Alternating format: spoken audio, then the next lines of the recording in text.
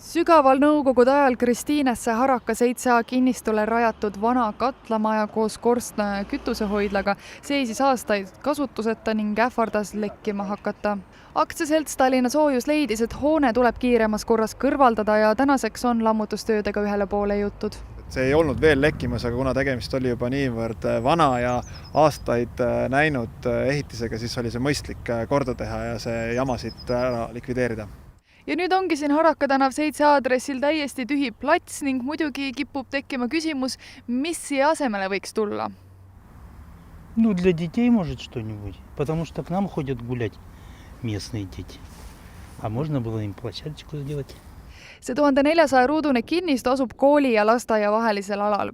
Kommunaalamet, linnasavalitsus ja Tallinna Soojus leppisid kokku, et sellest kinnistust saab roheline ilus ala, mis hakkab olema avatud kõigile elanikele. Ja meie ühine soov on, et see kinnistu saaks olema elanikele avatud, soovime kujundada siia roheala ja miks mitte tulevikus istutada siia ka palju puid.